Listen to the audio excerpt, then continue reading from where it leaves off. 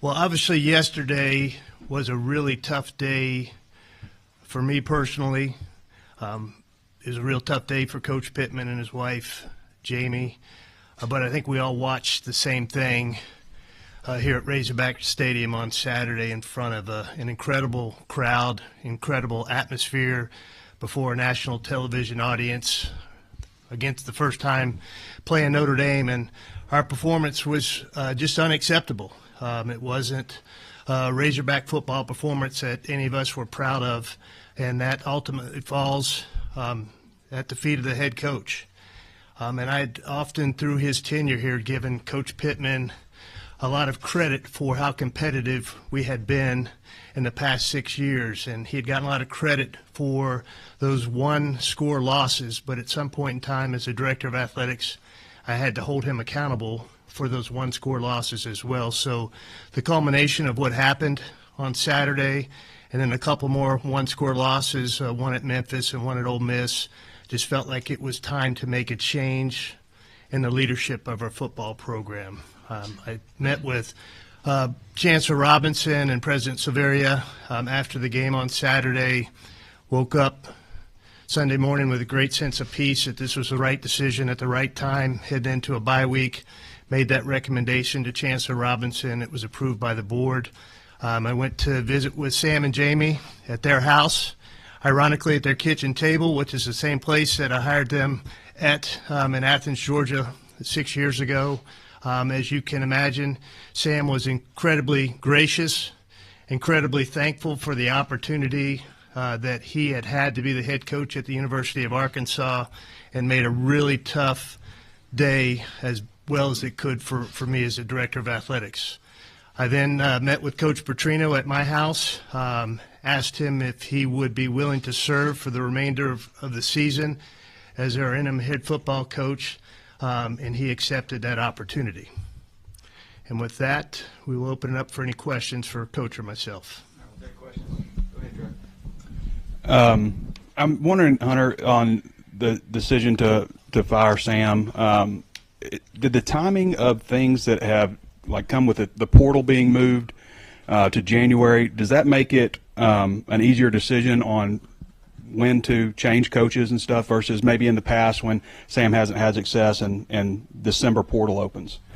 I mean, the portal is a key factor in this, but I think more than anything, it was just heading into a bye week to have a transition with the head coach, having a bye week before we head to Tennessee.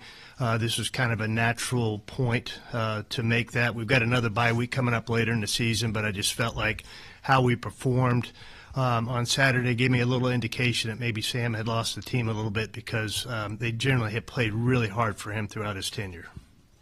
Coach Petrino, I'm sure you didn't come to paint. You look like you've made a lot of decisions early on with changing up the staff. Can you talk about what went into those decisions and then also the opportunity in front of you, because I'm sure you would consider this as an audition? Yeah, first let me say how thankful I am to Coach Pittman for bringing me here and giving me this opportunity to come back to a place that I love. Very grateful for Hunter and Chancellor Robinson and the Board of Trustees for allowing me to come back a year ago and be an assistant coach here and then being able to do this. You know, whenever you make a decision, you base it off of, number one, what's best for the team. Number two, what's best for the individual players. And I felt that, you know, it was in our best interest to do what we did this morning for our players to improve individually, get a little bit more motivated, and I think it'll help our team overall get out on the field and compete and find ways to win a game. Hunter, I'm curious, is Sam's buyout, is it exactly how it's laid out in his contract, or did y'all negotiate that at all? Yeah, we negotiated in the middle of, you know, right now he's at 75%. If we'd waited till October and if the season continued the direction it was, he would have fallen below 500. So part of our meeting was getting his representatives on the phone, and we landed at a sweet spot for both of us. I thought the 62.5%. It saved the university about $1.5 million and kind of fell between that 50 and 70% mark, 75% mark. And then moving forward, when you're looking for the next head coach, are you confident that there are resources in place. You're going to be able to attract, quality candidates, especially given your recent comments? Yeah, I mean, coming out of our board meeting last Friday, I received kind of a charge from our board to come back to Chancellor Robinson and then with a plan of how we can increase the head coaches pool, the assistant coaches pool, the support staff pool, the operational pool moving forward, and how we would support the increases in that.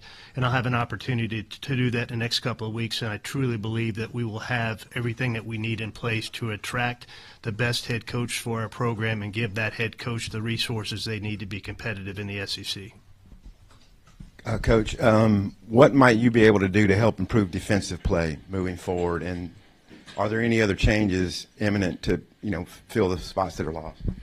Yeah, I mean, the first thing we have to do is get back to the principles of good defense, which is get into a great stance, get into a great alignment, run full speed to the football, shed blocks, and tackle well.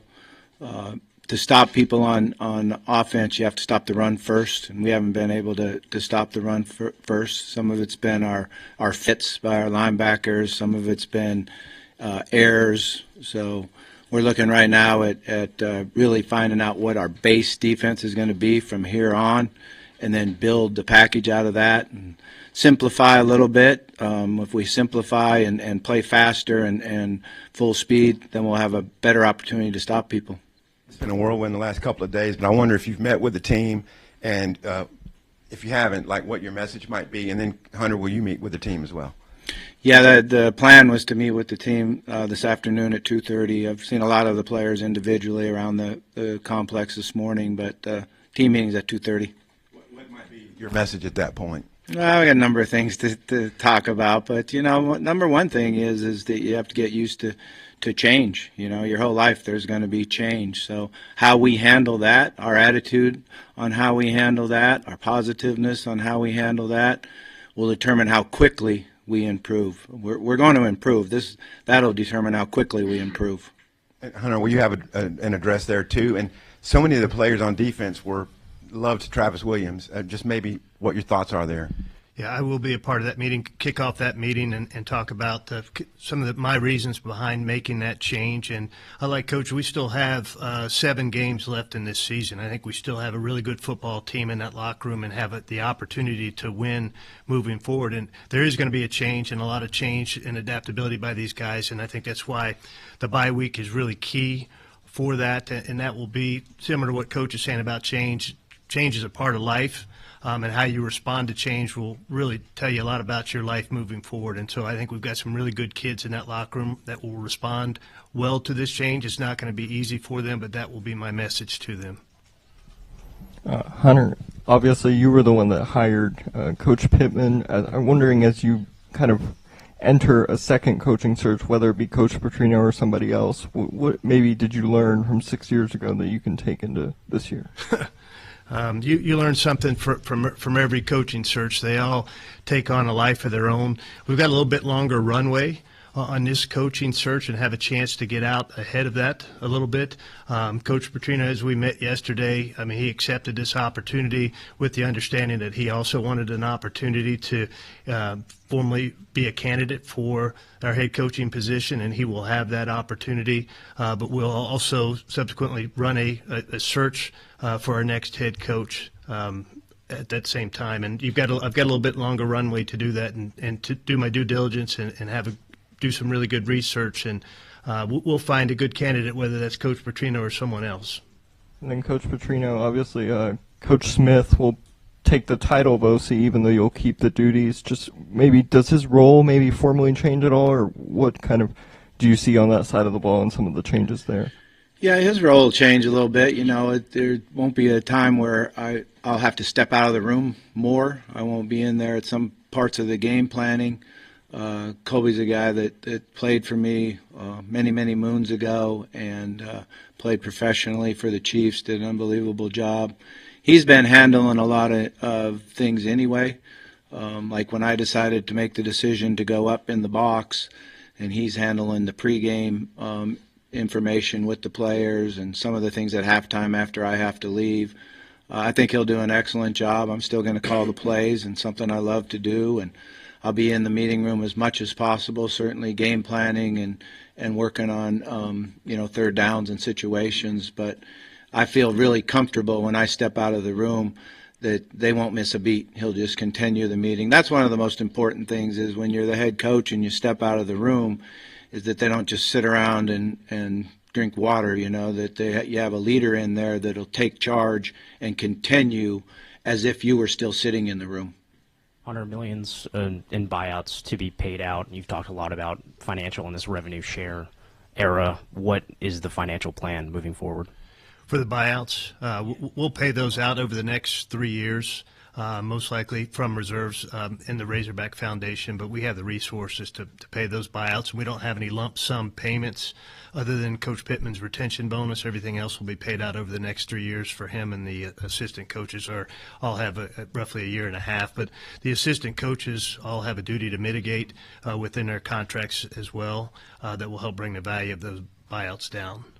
And Bobby, some defensive players took to social media with a thumbs down after this morning's dismissals. What's going to be your message to them? Yeah, I mean, pretty much what I said. We all got to learn that there's change and there's things that happened.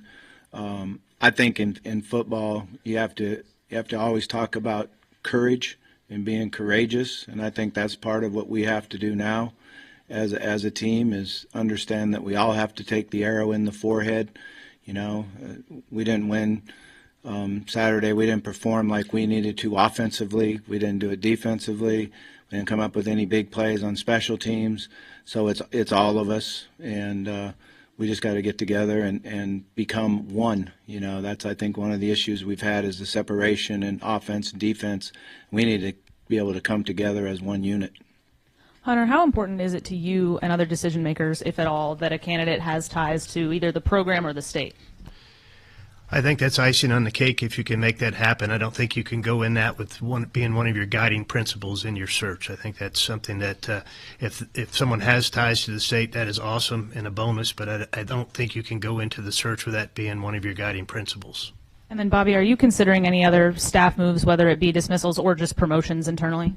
We think that there's a possibility that we might need to add somebody to the staff for one of the positions. We're looking into that and certainly going to move as quick as we possibly can, but want to make sure it's the right person. Bobby, for you, nationally, this job may not be viewed as something that's premier, but you lived it at its highest level. How special is this place whenever it's right? It's a special place. I mean, that's why I'm so fortunate that I was able to come back here, and I think that we've got to get it back to that special place where everybody in the state is behind the Hogs and everybody is proud of the Hogs, and that's our job. We got to go out on the field and give the energy and the competitive spirit and show the heart that we have in playing the game of football so everybody can be proud of us, and that's what we've got to try to do here the next 9 weeks is make sure that we can unify the state. Hunter, is a bit of a follow-up to what Matt was asking there. This is naturally a very, very expensive process. As best as you can explain, will money in any way be a factor?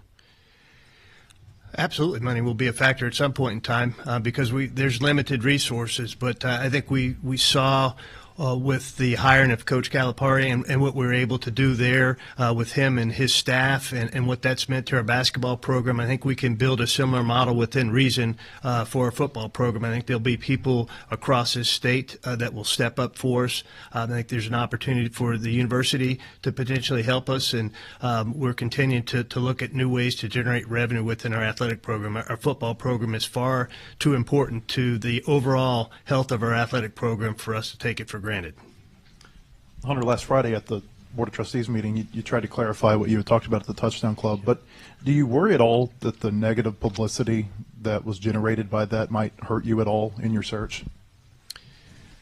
I think when we're able to put in front of prospective coaches what the financial package for our program will be moving forward, I think that will alleviate any of their concerns about that.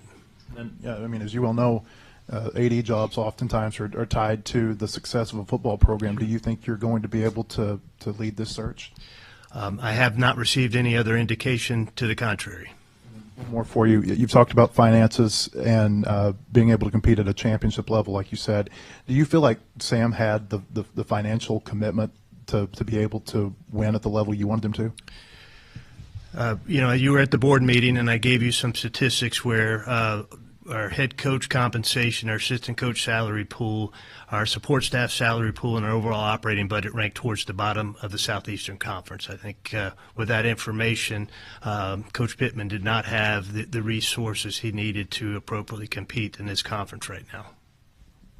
Hunter, I know there's been several jobs that have opened across the country. Several of them have started developing plans to kind of improve their financial situation. Virginia Tech is presenting here, I think, in a day to bring their budget up by an average of $50 million. How aggressive will you be in trying to improve the financial stability of the department, but also the NIL situation, so when you do go out there and you're presenting your future to a coach, that they feel confident that they're going to be able to be competitive against the other SEC players? Yeah, so I think I think there's some misinformation out there about how competitive we are going to be moving forward in the NIL space.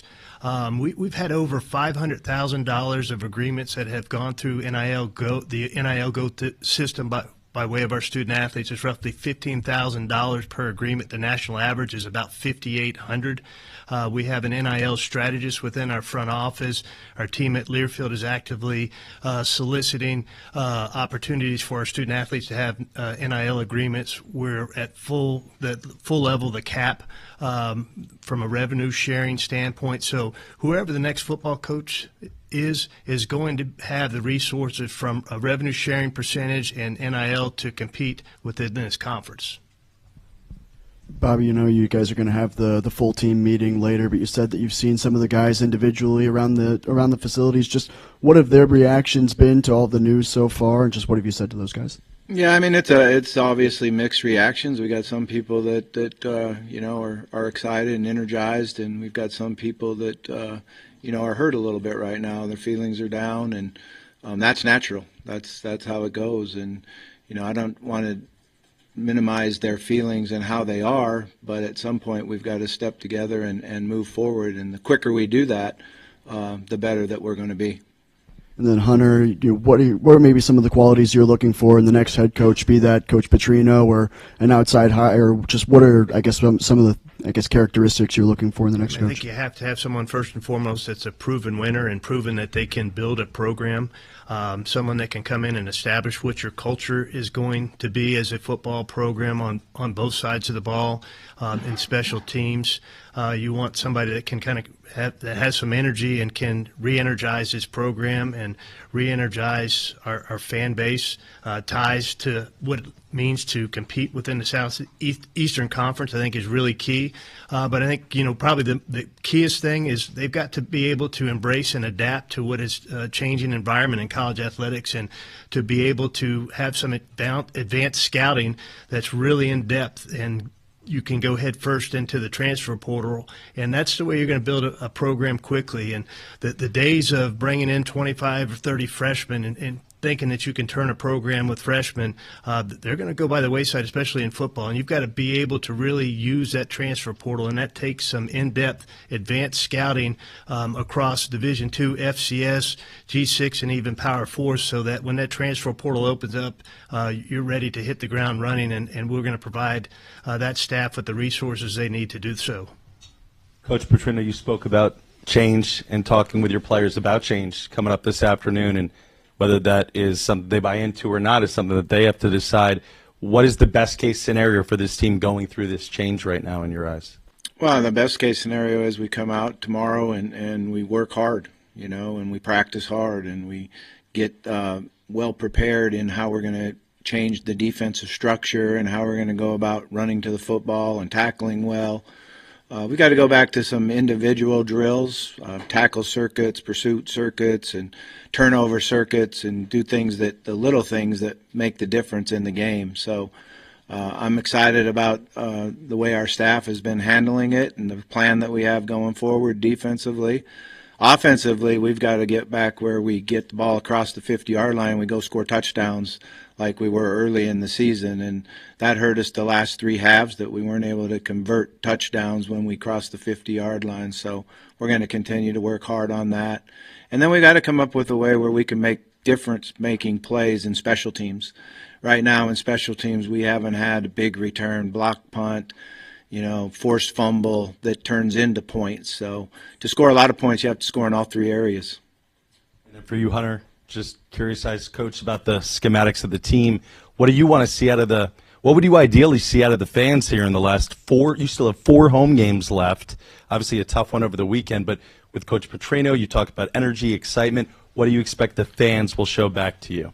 Well, I mean, we have one of the most passionate fan bases in all of college athletics, as demonstrated by what we saw Saturday at 11 a.m. as they showed up. And you see that across all of our sports. And so I hope our fans will come out and give these kids 100% support. And I hope in return, the kids that you see on the field will give 100% maximum effort and show that energy. And I think this is a state that, boy, if they see that team playing really hard and carrying some of the characteristics that Coach is talking about, they'll get behind him, win, lose, or draw. But they want to see that effort. I know our fans want to see that effort on the field. And I think that was something that was really glaring Saturday, that there was not a great deal of effort. And I think you'll see that change as we move forward. Coach, in the past when you've talked to us, you've talked about how much you've enjoyed being back in the classroom with the quarterbacks and doing all the offensive stuff. What makes you want to take on more than that now? What makes you interested in the head coaching job again? Well, I love the game of football, and I love the University of Arkansas and the Razorbacks and being back in the state. And I was asked if I would want to come back and serve as the interim head coach, and I felt, like it was my duty to do that. And I'm going to give everything I possibly can do. We've got a lot of areas that we need to improve on, but there's a lot of fun work ahead of us, and we're going to attack it with a positive attitude. Make it fun. We've got to make our players enjoy being in the building. We've got to make them enjoy going out on the practice field. Our coaches have to understand that we've got 9 weeks ahead of us, and how we handle those 9 weeks and how we improve and show the quality of the play on the field help determine all of our coaches' futures. So that's how we're approaching it. Hunter's also said, though, you are interested in the full-time job beyond just the interim role.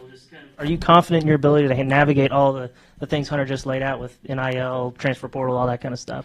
I am, but my focus right now is 9 weeks. That's where I want to put my whole area into. Is we've got a team sitting there, players that need to be uplifted, and it's our job as a staff to go in there and show them how we can be successful and have fun with it, but also get out on the field and compete like Razorbacks compete. And then for either of you, with the coaching change, there's a 30-day window for the portal. Have any players indicated that they intend to enter, or do you anticipate that happening? We have not had anybody that has entered yet. I think they need to just understand what it is all about. A time to enter right now is really does nobody any good. It's not where they can transfer and go play and do that. I think all the players need to understand, like the coaches, they've got 9 weeks to really brand themselves and show their quality of play on the field. Some guys will be going into the NFL, and these 9 weeks will determine how they do that, where they go in, how they're slotted. Some guys will transfer in the portal, and these 9 weeks will see how they get paid going into the portal. And then some guys will stay here, and their futures will get better and better because of how they handled these 9 weeks. Hunter, Bobby just said he's focused on these 9 weeks, but obviously in the release you guys had yesterday, he's going to be a candidate. What do you want to see from him over the next 9 weeks that can maybe elevate himself as a candidate for the full-time role at the end of the year? Yeah, I think just demonstrating just great leadership of this program, and I mean we're in a tough spot today. Like this first meeting is going to be really tough because there's a lot of guys in that room that are going to be disappointed with the change of Coach Pittman and the change on the defensive side of the ball. And so I just want to see dramatic improvement just in the effort of our team on both sides of the ball and how they execute. It's not about necessarily wins and losses at this point. It's not fair to evaluate him on that moving forward. Does that make sense? And I told him, I don't expect him to come in with some magic pixie dust and we're going to go 7-0 the rest of the way with the schedule that we have. But I want to see a team that is much more competitive than we were, especially on Saturday. I want to see that team Ole Miss is ranked 4th in the country this week. We're 3 weeks removed from having the ball on the 25-yard line with 2 minutes to go. They most likely were not going to stop us if we don't fumble that ball. Our season could look totally different if we push that ball in at that game. And so we got a good team in that locker room. We got to find that good team again and get them back out on the field when we head to Knoxville in 2 weeks. You kind of touched on my next question. It seems like this kind of accelerated. Is that fair to say that, given where you guys were against Ole Miss, that maybe these 2 losses against Memphis and Notre Dame have just kind of really accelerated this? Absolutely. Yeah, I did not see the performance that I saw Saturday coming, quite honestly. I thought we'd be really competitive in that game and that we'd come out with a lot of energy and a lot of passion and a lot of fight. And I don't think any of us saw that on that field on any aspect of the game. Hunter, is there any thought to making an in-season change that it gets you maybe ahead of the curve in terms of being able to talk to potential candidates? Sure. Yeah. I mean, you obviously get ahead of anybody that's going to make a change anytime later than you make a change. It's really sensitive because you've got you're most likely going to be talking to coaches that have positions at other institutions, and some are going to want to talk to you, or some are not going to want to talk to you during their season. And I have respect for both of that. And so you don't want to lose a candidate because they want to wait till the end of the season to have any dialogue, but you can definitely start vetting some people in advance of others. And Sam had a provision in his contract that said that he wouldn't have to mitigate after he turned 65 next year. Is that, as part of this restructure, does he have to go and try to find another job? He does not. As part of our settlement and him coming down to the 62.5%, we removed that duty to mitigate, so he does not have that clause in his contract any longer. Bobby, considering the fact that kids are going to be jumping in the portal or can jump in the portal, you've got coaches that are going to be looking for new jobs, or at least they're going to be putting out feelers. How hard will it be to get the staff and the players to just focus over these next few weeks and concentrate on games versus their future? Well, that's the challenge, and like I said, that's what when I met with the coaches this morning, that's what I told them is how we handle the next 9 weeks is going to get you a job if you have to go find a job. And if you're sitting here and working hard on football and getting your players better and getting our schemes better, then your ability to get a job when this is over with, when the 9 weeks is over with, are greatly enhanced. If you're sitting here on your phone thinking about that job from 9 weeks from now, it totally hurts them. So I think we had a good discussion about it, and the feelings are good. But we got to go do it. We got to go focus and do it. And I like the leadership that we have on offense and defense and special teams. So I think we're all on the same page right now. And for either one of y'all, Hunter, when you were talking about the advanced scouting that's going on right now, will the next coach bring in his own advanced scouting team, or is this something that you and Remy are kind of working on now? And would they possibly have a say in who the next coach could be? I think it's really determined on the next coach, but I think it's really imperative moving forward that we have an advanced scouting department that's separate from your recruiting department, that's evaluating film across this country at all levels, and whether that falls within our front office or that falls within the football office, and there's some collaboration between the two. I think that is a must-have moving forward, and that's something that we will build into our financial model. Coach, last year you're on the sideline, up in the box to start the year. Now you're heading back down to the sideline. Is that going to give you any advantages offensively with changing things or just making it in general? How is that going to help you coach your offense? Well, I've called a lot of games from on the sideline, and I missed being down there a little bit. I didn't know if it was the right decision to go up or go down, but I felt like going up in the box, I'd be able to focus and concentrate more on ahead, the next series, and looking ahead to what the next calls are. But I am used to being down on the field, and I missed being down there and seeing the players' eyes and seeing the intensity, maybe being able to change some of the intensity. So it'll be fun to be down on the sideline again. Yeah, and then we talked about how some of the defensive players were posting on social media about their disappointment in letting Tebow go. How do you kind of expect them to rally around Chris Wilson over these next few weeks? Yeah, I think we'll be able to get that done. I think initially there's feelings and emotions and reactions, which always happens in life. That's part of life. And then you got to settle down and say, okay, what's the best avenue for me going forward? And that's to have a positive attitude, get better, improve yourself this week, improve in the weight room this week, improve on the practice field this week. We've got to do a great job, too, understanding that nobody in the room today, when we're in the team meeting room, lets their grades go down because of a situation like this. So our ability to have self-control and understand what my goals are, they're still sitting right out there for everybody, so we got to go grab them. Bobby, you talked about possibly adding someone to the staff. Have you had any conversations so far with anybody about that? What do you want to have somebody come in and help you guys out? I know you said you want the right person. Is there a timeline on that? Not necessarily a timeline. I think the thing is the fit, and what we're going to do position-wise, it'd either be somebody on the defensive line or linebacker spot that would be a great fit for us. And certainly I'll have a lot to do with that, but Chris will have something to do with it too. He needs to feel comfortable and have somebody that he feels will help him in the way he wants to coordinate it. And Chris is specific. What's your relationship with Chris? I know he's had coordinator experience in the league, and just what's your experience with him, and what will his responsibilities be? Yeah, my experience goes way back to having to battle against him when he had all the great defensive linemen at Mississippi State, the Fletcher Cox, and all those guys that we had to try to not sack our quarterback. So that's when I first started to know who he was and know about him. Very, very impressed with what he's done throughout his career. Guy's got a Super Bowl ring. He brings a lot of credibility into the room.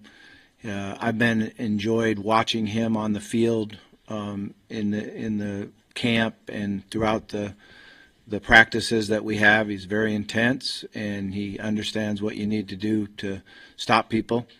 We'll be more disciplined, I think, and our guys will run full speed to the ball.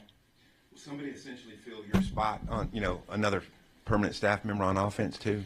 No, I still got, quarterback responsibilities I'll have, but I'm fortunate enough I have a young man that's been with me now for, I think, 4 years working with me with the quarterbacks, and sometimes, if I got to go to another room, he'll continue the meeting, does a great job, Miles Fishback, and we've been together for a long time now, and he knows how I think and how we want things done. And certainly the players in the room, the quarterbacks in the room, have a lot of confidence in him.